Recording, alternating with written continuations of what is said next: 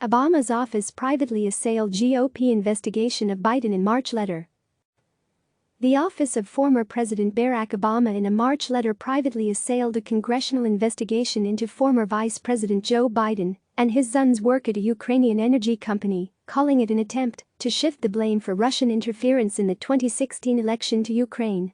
Writing to the National Archives and Records Administration, which maintains presidential records, Obama's office specifically said that a request from Republican Sens, Ron Johnson of Wisconsin and Chuck Grassley of Iowa seeking administration documents related to Ukraine was improper.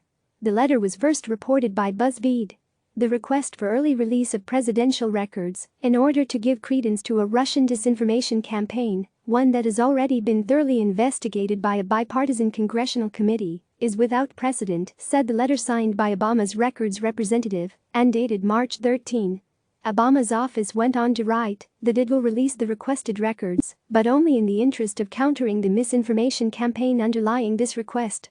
In doing so, we emphasize that abuse of the special access process strikes at the heart of presidential confidentiality interests and undermines the statutory framework and norms that govern access to presidential records, the letter concluded.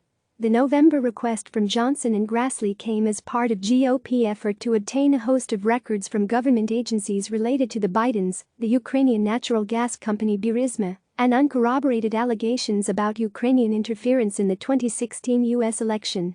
While Republicans have publicly insisted their efforts have nothing to do with Biden's current presidential campaign, they have used their powers in the Senate to look into a series of matters that they believe could shine negative light on the former vice president and help President Donald Trump.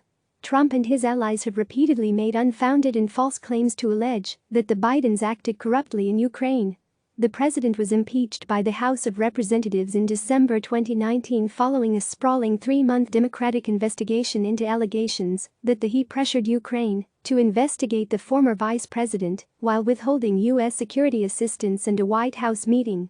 Biden, who was surging in the Democratic primary race in early March as Republicans sharpened their investigation into him and his son, has since become the presumptive Democratic nominee for president. Click subscribe to receive the latest news.